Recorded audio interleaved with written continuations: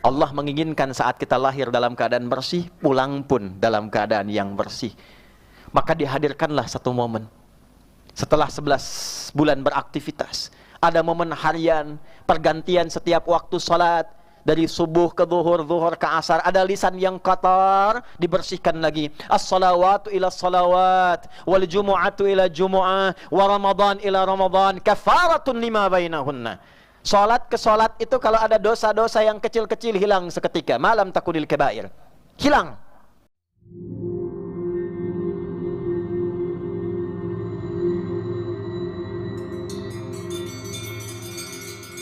Sebagai muslim, kita menyadari dan meyakini bahwa kehidupan yang kita jalani di dunia ini adalah kehidupan yang sementara. Setelah itu kita akan berpindah kepada kehidupan berikutnya. Gerbangnya berupa kematian, ruang tunggunya berupa alam kubur, hisabnya, evaluasinya akan berlangsung di mahsyar, dan tempat terakhir yang lestari, abadi akan kita huni adalah akhirat dengan pilihannya surga yang kita dambakan. Dan kita berlindung kepada Allah dari ancaman neraka yang juga disajikan bagi hamba-hamba Allah yang menyimpang dari ketentuan awal mula penciptaan. Wa ma khalaqtul jinna wal insa illa liya'budun. Tidaklah aku ciptakan jin dan manusia itu kecuali untuk menjadikan seluruh kegiatan, aktivitas kehidupan di dunianya itu sebagai ibadah kepadaku, kata Allah, dalam rangka pencarian bekalnya untuk pulang kepada Allah, sekaligus menunjukkan kehambaannya di hadapan Sang Pencipta. Demikian Al-Quran surah ke-51 di ayat ke-56. Berbahagianya di dalam Islam tidak hanya menampilkan informasi dan keterangan, tapi juga disajikan panduan kehidupan yang sangat lengkap, terukur, pembuktiannya nyata, dan disajikan dalam bentuk yang terangkai sesuai dengan kebutuhan alamnya. Di dunia diterangkan cara kehidupan dunia itu seperti apa, pilihan hidupnya mau apa yang diambil, apakah mengambil bidang di kedudukan, keilmuan, di bisnis dengan harta ataupun dengan tenaga. Kita memiliki ayat-ayat Al-Quran 114 surah, 30 juz, bukan hanya kitab bacaan tapi isinya panduan berkehidupan. Syahrul Ramadan alladzi unzila fihi al-Quran hudan linnas. Di bulan Ramadan yang sangat mulia diturunkan Al-Quran itu sebagai pedoman berkehidupan untuk manusia. Baca itu untuk memahami isinya. Setelah paham, diamalkan sebagai petunjuk kehidupan.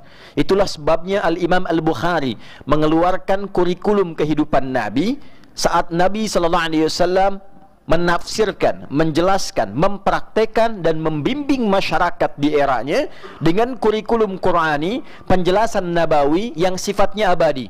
Siapa yang menjalankan itu di setiap masa, maka dijamin sukses dan bahagia dalam kehidupannya. Maka Imam Al-Bukhari contohnya membagi penjelasan ini kepada 97 topik. Dari mulai topik penguatan wahyu, kitab Bad'il Wahyi, topik tentang iman, cara mencharge iman supaya naik dan dijaga supaya tidak turun, Kitabul Iman. Bagi yang ingin memfokuskan dirinya dalam bidang pengetahuan, ada Kitabul Ilmi, sampai dengan juga Kitabul Buyu' yang aktif di bidang bisnis, Kitabul Imarah ada di Sahih Muslim tentang aktivasi di bidang birokrasi pemerintahan, dan seterusnya, seterusnya, seterusnya. Singkatnya, dalam konteks kehidupan dunia kita dipandu. Contohnya jelas terbukti dalam sejarah. Orang-orang yang disebut jahiliyah, titik ternadir dalam kehidupan, mengikuti pedoman ini sukses dan bahagia. Khaira ummah, kuntum khaira ummatin ukhrijat linnas. Kalian adalah umat terbaik yang pernah berkehidupan di dunia dan menjadi contoh bagi generasi-generasi setelahnya. Kurikulum ini dipraktekkan sepeninggal Nabi, generasi tabi'in sukses membangun peradaban. Bahkan era jauh setelahnya membangun peradaban di wilayah timur, di Irak dan sekitarannya, membangun peradaban di wilayah barat yang kita kenal dengan Iberia saat ini, dulu disebut dengan Andalusia, wilayah Portugal dengan Spanyol kekinian. Bahkan dibawa ke Nusantara, membangun Nusantara dengan sedemikian majunya. Intinya, yang mengikuti pedoman ini, dunia terjamin. Bagi umat Islam, dunia ada pedomannya. Diterangkan ketika meninggalkan dunia, prosesnya bagaimana. Kullu nafsin dha'iqatul maut, Ali Imran 185. Setiap jiwa yang bernafas akan menghadapi kematian, gerbang perpisahan. Meninggalkan dunia, gerbangnya kematian, tak bisa dihindari. Cara menyiapkannya disajikan. Maka turun Quran surah ke-89 misalnya, ayat 27 sampai dengan ayat 30. Ya ayyatuhan nafsul mutmainnah, irji'i ila rabbiki radiyatan mardiyah, fadkhuli fi ibadi wadkhuli jannati. Malaikatnya pun yang bertugas diterangkan. Quran surah ke-32 ayat yang ke-11. Qul yatawaffakum malakul mautil ladzi wukkila bikum.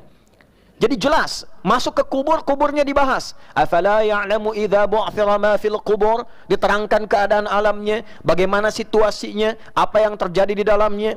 Sampai terjadi kiamat pun mahsyar, turun satu ayat, bahkan satu surah.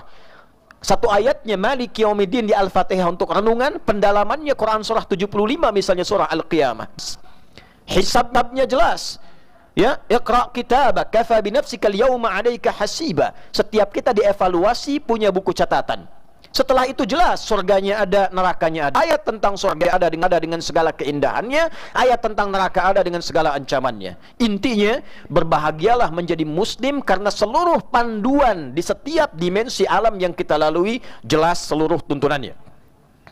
Pertanyaan besarnya adalah, apakah setiap kita yang mengatakan saya beriman, saya mukmin, saya yakin dengan semua keterangan yang ditanamkan, dicantumkan, dijelaskan dalam Al-Quran, dipedomani, dilaksanakan, bahkan diperintahkan oleh Nabi, yang kita yakini itu sudahkah kita praktekkan dalam kehidupan? Sebagai pribadi, dalam konteks kehidupan dunia, ada ayat tentang mata. Sepanjang kita hidup sampai detik ini, pernahkah ayat itu jadi panduan untuk digunakan menerangi mata kita dalam memandang, telinga kita dalam mendengar, lisan kita dalam bertutur? Silahkan Anda riset dan bandingkan dengan kitab manapun yang dianggap suci atau disucikan di dunia. Cari kitab yang memandu kehidupan manusia dengan detail, yang mengantarkan pada kesuksesan dan kebahagiaan. Anda tidak akan temukan kecuali dalam Al-Quran. Kemudian dibangunlah logika dalam Al-Quran, dijelaskan dalam hadis. Bukankah ketika ingin sukses dan bahagia Anda memerlukan bekal? Demikian pula Anda datang ke tempat ini, Anda bekerja, beraktivitas, berangkat gelap, pulang gelap. Bukankah ingin mencari bekal supaya nyaman kehidupan dunia? Dengan logika yang sama, ketika berpindah ke dunia, dari satu tempat ke tempat lain, bekalnya kita perlukan juga. Sekarang kita di Jakarta, nanti mudik kembali ke tempat masing-masing. Bukankah kita mencari bekal? Mudik Id, tempatnya ma'ad. Innal ladzi farada 'alaikal Qur'ana laradduka ila ma'ad. Sungguh Muhammad sallallahu alaihi wasallam yang telah memfardukan Al-Qur'an pada dirimu untuk dijelaskan, dipraktekkan, pasti akan mengembalikan engkau kepada tempat kembali, tempat pulang yang hakiki, yaitu akhirat. Jadi logika yang dibangun, jika di dunia saja kita butuh bekal, pertanyaan pertama Al-Qur'an, apa bekal yang kita siapkan ketika meninggalkan dunia ini? Anda begitu serius menyiapkan bekal di dunia, sampai seragam disiapkan, jam kerja ditata, ruangan kemudian didekor, segalanya dimaksimalkan supaya nyaman. Adakah pernah kita investasi untuk kehidupan saat meninggalkan dunia ini? Bagaimana alam kuburnya? Bagaimana tata ruangnya? Apakah hukumnya sama dengan hukum dunia?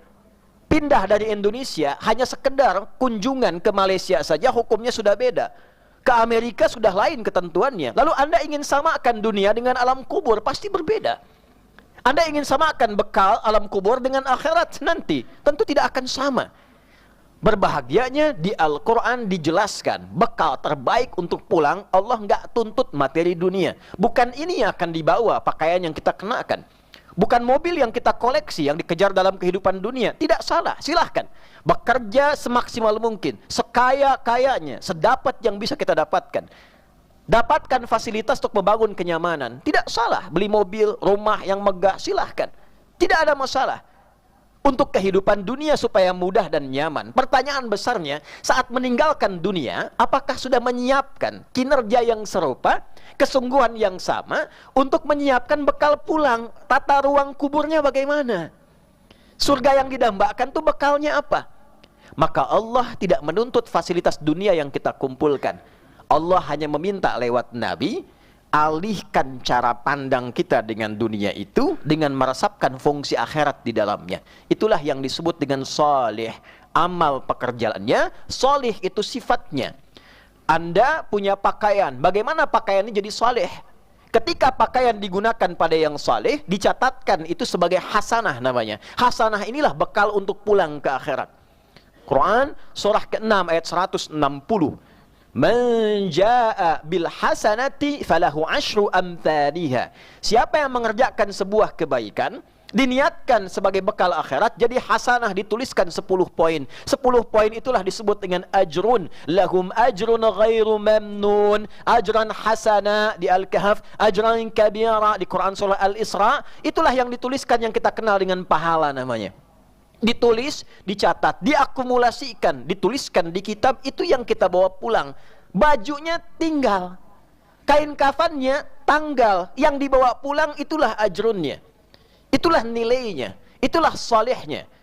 Karena itu ketika diberikan mata, mata melihat, fungsi untuk melihatnya titipkan sifat hasanah di dalamnya, sehingga matanya melihat dalam keadaan saleh.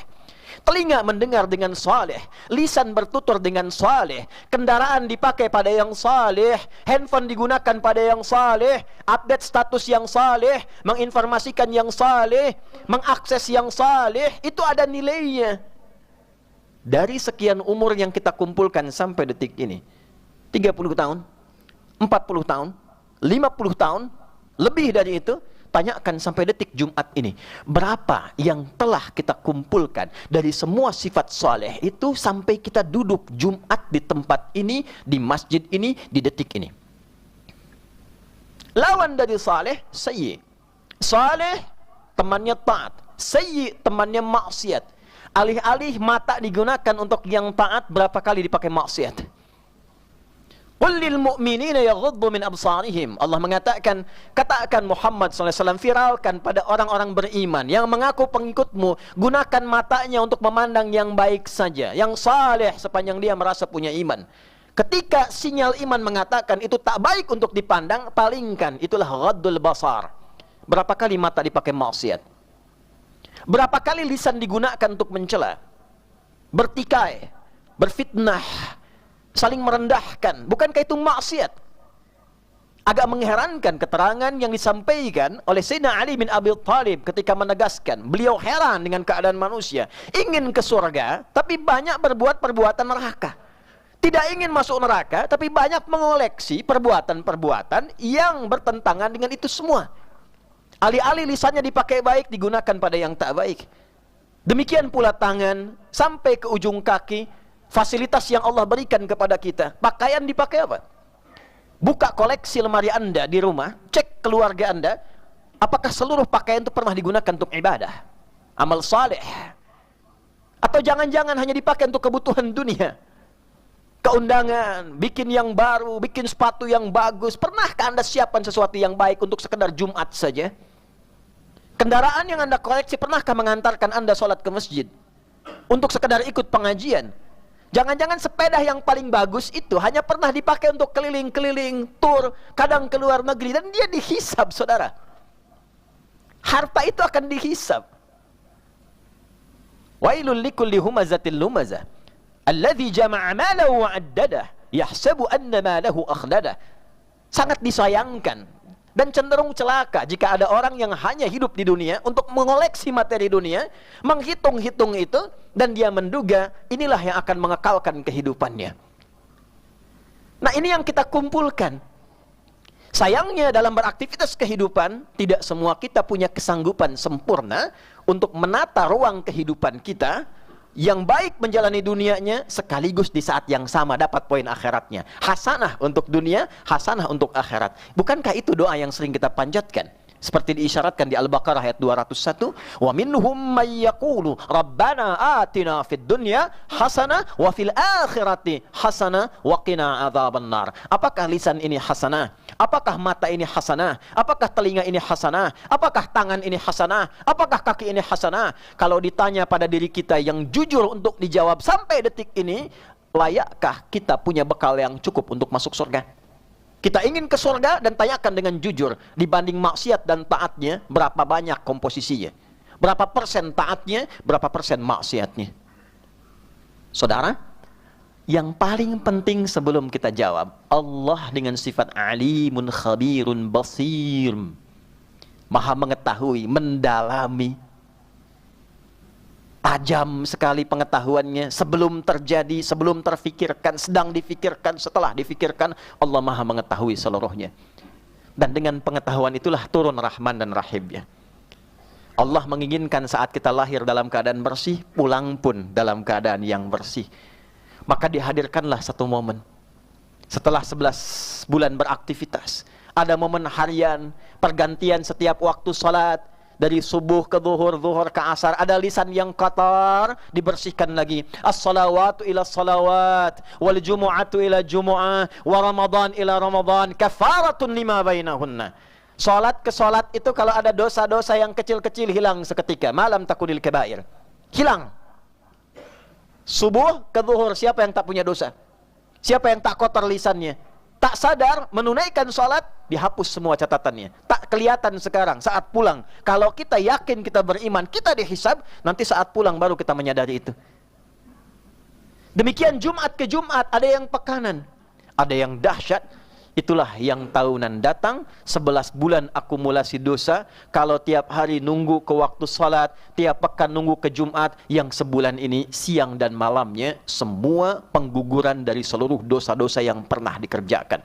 Man shama ramadhana imanan wahtisaban ghufira lahu ma taqaddama min dhanbi. Siapa yang serius menunaikan puasa Ramadan disertai dengan keyakinannya, disertai dengan evaluasi dan ditunaikan karena Allah, maka hal yang Allah berikan pertama kali, yang pertama kali diberikan bukan dunia saudara, diampuni seluruh dosa yang pernah ia kerjakan. Siangnya ada dosa, malamnya dia bangun tarawih, dia minta kepada Allah. Hadis yang kedua sahih, man qama ramadhana imanan wahtisaban ghufira lahu ma taqaddama min dhanbi. Siapa yang malamnya bangun bermunajat dia kepada Allah, Allahumma innaka karim tuhibbul afwa fa'fu anni ya karim. Ya Allah, aku mengetahui ya Rahman, aku mendalami ya Rahman, aku meyakini ya Allah, aku banyak berbuat salah, hamba banyak berbuat dosa, banyak berbuat maksiat, tapi aku punya keyakinan yang dalam, rahmatmu begitu luas. Maka malam ini ya Allah, dengan rahmatmu ampuni segala dosa hamba, hapuskan kesalahan hamba. Diampuni dosa-dosanya pada saat itu, semua tanpa kecuali. Siang diampuni, malam diampuni, berlangsung selama sebulan untuk membersihkan diri kita supaya 11 bulan itu bersih lagi. Karena itu saudara, Ramadan itu sesuatu yang berbeda, tidak sama. Ketika turun Al-Baqarah ayat 183, sekaligus mengantarkan pada penutup khutbah yang singkat ini, ya ayyuhalladzina amanu kutiba alaikumus siyam kama kutiba alal ladzina min qablikum la'allakum tattaqun. Hai semua yang telah mengatakan beriman, yang yakin, telah tiba waktunya engkau menunaikan puasa Ramadan. Turunnya di Sya'ban supaya ada persiapan untuk menyambut itu, untuk menyiapkan diri. Seperti orang dulu diperintahkan supaya engkau jadi pribadi yang lebih baik, lebih takwa, lebih dekat dengan Allah. Pulangnya siap, pulangnya siap, karena takwa itu relasinya dengan kehidupan dunia Islam sampai wafat. Maka itu setiap dimulai khutbah diingatkan dengan ayat takwa dengan rangkaian dimensi ini. Ya ayyuhalladzina amanu, hai orang beriman yang masih hidup sekarang, ya ikut Jumatan khususnya, ittaqullah, tingkatkan takwamu kepada Allah, haqqa tuqatih, dengan serius, bawa itu dalam dunia kehidupanmu. Di rumah jadi ayah yang bertakwa, jadi suami yang bertakwa, di kantor jadi pegawai yang bertakwa, dengan tetangga jadi tetangga yang takwa. Wala tamutunna illa wa antum muslimun, bawa sampai meninggal. Jadi muslim tunduk yang baik sampai dengan pulang. Puasa mengantarkan kita pada metode pendidikan khusus supaya merubah kita, bertransformasi, menjelma menjadi pribadi yang seutuhnya takwa di hadapan Allah. Kalau meninggal pada saat itu, dosa hilang, kebaikan muncul, pahala dilipat gandakan, maka rahmat Allah mudah untuk diraih. Saudara, fas'au ila dzikrillah. Jumat itu diantara esensinya bukan memikirkan dunia, tapi refleksi kalau kita meninggal, itu bagaimana? Kalau pulang, saatnya tiba, apa yang kita bawa? Saya riset sedikit demi menutup khutbah ini. Biasanya, tapi ini sesuai dengan takdir Allah Subhanahu wa Ta'ala. Tidak dimajukan, tidak dimundurkan, tapi jadi contoh untuk kita. Setiap masuk Rajab dan Sya'ban puncaknya sebelum Ramadan, ada saja orang yang baik yang pulang. Kalau bukan ulama, orang yang baik menjalani kehidupan dengan nyaman, diberikan contoh kepada kita. Ini si fulan ini sudah baik. Mungkin dia tidak cukup untuk mendapatkan Ramadan karena sudah selesai. Bekalnya sudah cukup, sudah baik, tidak perlu Ramadan lagi, sesuai ajalnya dia pulang. Kita masih diberikan kesempatan hidup sampai detik ini. Masih berdoa kepada Allah, perbaiki kami di Sya'ban ya Allah, sampaikan kami ke Ramadan. Barik lana fi Sya'ban wa balighna Ramadan. Mungkin kita masih membutuhkan Ramadan untuk sekedar menyempurnakan sikap baik kita dan menggugurkan dosa kita sebelum pulang kepada Allah Subhanahu wa Ta'ala. Kemarin mantan Wakapolri yang setelah purna tugas, Pak Syafruddin Kambo, mendedikasikan hidupnya untuk berkhidmat, keliling dakwah, keliling memfasilitasi beasiswa, keliling bertemu tokoh-tokoh, menyiapkan ulama-ulama masa depan, dan bahkan terasa ketika akan meninggal jam 10 telepon kawan kami, jam 12 telepon lagi, jam 1 telepon lagi, dan diantara amanatnya bagaimana kita bisa menyiapkan untuk mengejar akhirat, menyiapkan diri untuk lebih dekat dengan Allah Subhanahu wa Ta'ala. Orang taunya hanya sekedar meninggal, tapi tidak pernah merasakan bagaimana kesan sebelum beliau wafat. Ternyata bagian kalimat-kalimat terakhirnya bagaimana membangun kedekatan dengan Allah Subhanahu wa Ta'ala. Bila si fulan hari ini, bila si fulan kemarin, mungkin besok lusa tiba waktu kita untuk kembali.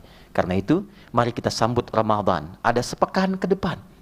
Dengan lebih semangat lagi, dengan lebih baik lagi, setidaknya rasakan di saat kita tiba waktu untuk kembali pulang, kita sudah punya persiapan yang matang untuk menghadap Allah Subhanahu wa Ta'ala dan berjumpa dengan Rasulullah sallallahu alaihi wasallam. Barakallahu li wa lakum fil Qur'anil azim wa nafa'ani wa iyyakum bima fihi minal ayati wa dzikril hakim wa taqabbala minni wa minkum tilawatahu innahu huwas samiul alim. Ud'ullaha yastajib lana wa lakum jami'an.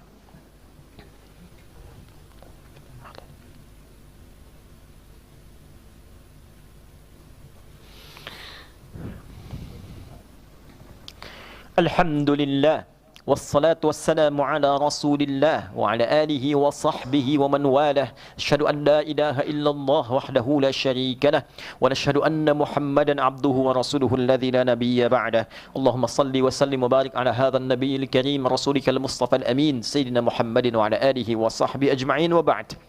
Fa ya ibadallah usi nafsi wa iyyakum bi taqwallahi faqad fazal muttaqun. فلا تموتن إلا وأنتم مسلمون. فقال تعالى يا أيها الذين آمنوا اتقوا الله حق تقاته ولا تموتن إلا وأنتم مسلمون. Hadirin, sebelum kita akhiri dengan doa, perkenankan khatib menutup dengan satu hadis untuk mengingatkan bagian potongan yang paling penting saja. Jibril pernah menyampaikan dalam satu riwayat Nabi Muhammad yang mengatakan ketika beliau akan naik ke atas mimbarnya, terdapat dalam Al-Mustadrak karya Al-Hakim An-Naisaburi dan hadisnya sahih. Raghima anfu rajulin, di riwayat lain bu'dan liman adraka ramadhana falam yughfar lahu. Sangat keterlaluan, jauh dari rahmat Allah, kotor hidungnya, belang hidungnya. Ini menandakan sesuatu yang sangat dikecam, terkecam, jauh dari rahmat Allah. Liman adraka ramadhana, siapapun yang sudah Allah sampaikan ke bulan Ramadan, falam yughfar lahu, tapi tak mampu serius menjalaninya, tak memanfaatkan momen itu untuk mendapatkan ampunan Allah Subhanahu wa Ta'ala. Lalu Nabi mengatakan amin. Di riwayat lain Jibril yang mengatakan amin. Jarang sekali Nabi berdoa, Jibril mengaminkan, atau sebaliknya Jibril yang berdoa, Nabi yang mengaminkan. Ini yang lebih jarang lagi, karena doa Nabi langsung terijabah, tapi di sini ada dua sifat amin dari dua sisi yang berlawanan. Semoga kita dijauhkan dari itu semua. Semoga diberikan kekuatan yang mantap untuk menyiapkan diri dengan Ramadan, dan boleh jadi Ramadan tahun ini mungkin Ramadan terakhir yang akan kita hadapi dalam kehidupan kita. Mari kita berdoa.